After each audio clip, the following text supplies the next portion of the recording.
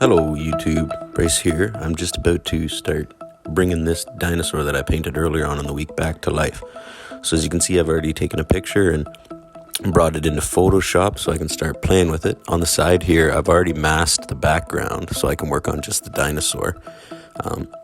Above it, I've also put together a layer that's made of elephant skin to kind of give a more realistic look to the dinosaur itself. So I'm going to go through and do a few little touch-ups on the skin layer. As you can see, I've started some shading and things like that, but I'm going to make them a little bit more clean and a little more defined.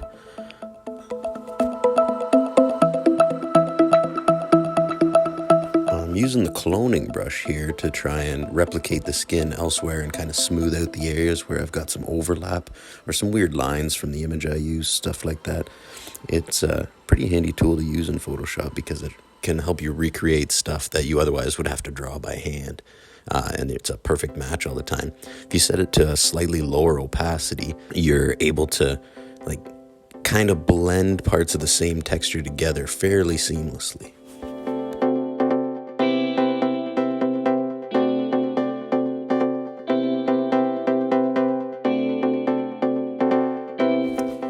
Next, I want to do a little bit of shading on some of the areas that I've got the texture mapped on properly, but I don't really have the depth that I want out of everything. So what I'm doing is I'm sectioning off a portion of the leg so I don't accidentally draw into the areas where I don't want the shading to go.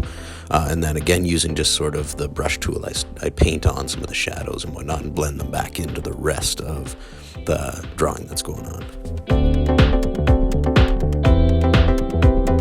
Next up, I'm going to make the horns look a little more realistic with this pretty picture I've got of your great aunt. I'm going to use the lasso tool here to try and select the horn itself so I can use the texture of it and put it in place of the painted on horn that I have right now that looks a lot more like color on a canvas than an actual animal's horn.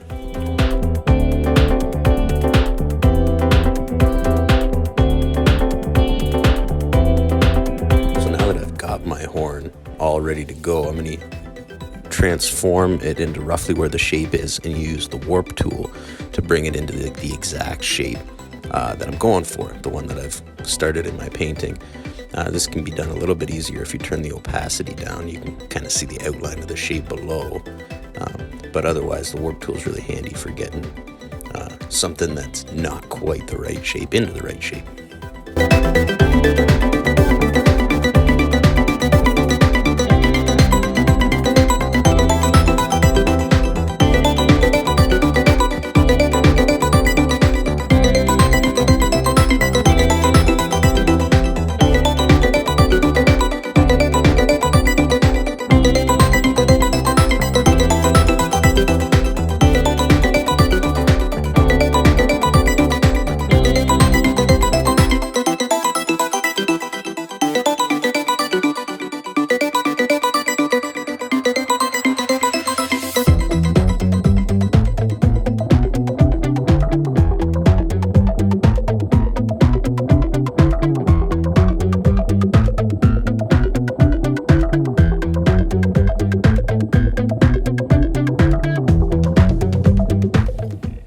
Going back to our lasso tool, lasso, whatever the name of the rope the cowboys swing around is, we're going to select the parts of the horn we don't really want to include in the image. So we got the shape and the texture going in the direction we want, but there's still a little bit of fat to kind of trim on it before we start shading it up to kind of match the rest of the drawing.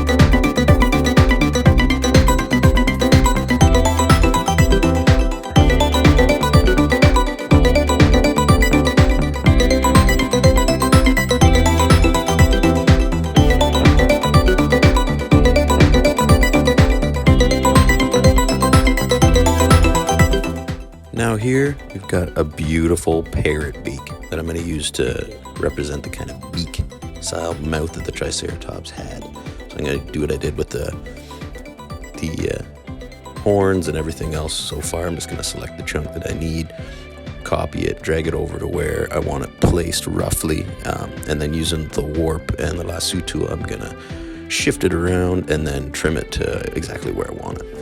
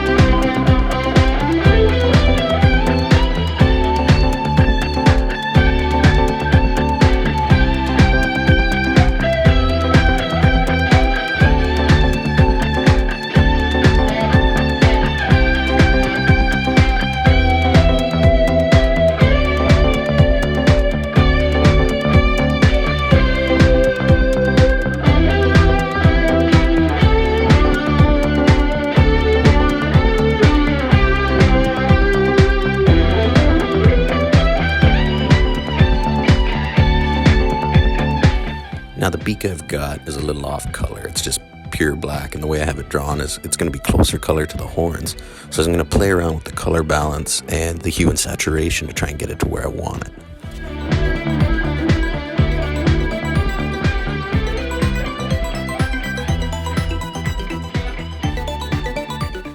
Now that the beak's how I like it, I've got this kind of childish picture of a giraffe here who's sticking his tongue out at us, mainly because I'm going to steal the tongue from it and use it in there.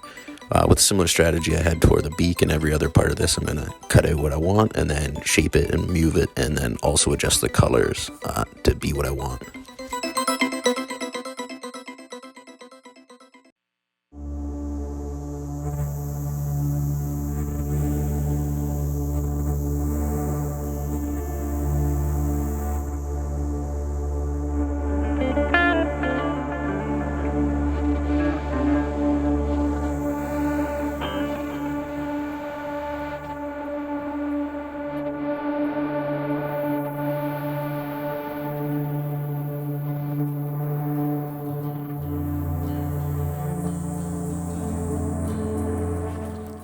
Would you just look at those bunions? Now, as you can see, I've got an elephant's foot here that I'm going to do the same thing I've done with all the other pieces so far to make my Triceratops foot with.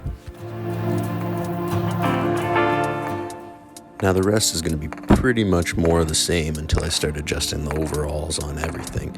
So for now, I'm going to shut up and just let you enjoy some free YouTube music.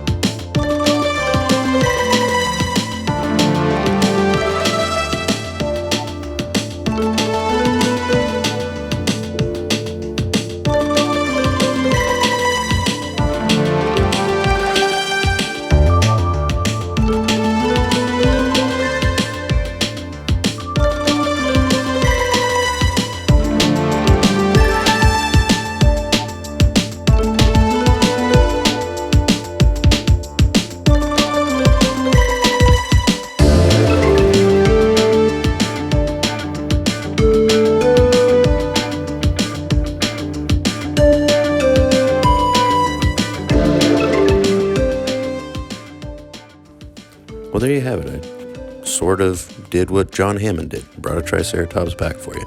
But mine probably won't ruin a city or try and eat you. And if you like this video, please subscribe and like and comment what dinosaur you think you'd like to see next if that's something that tickles you. Have a good one.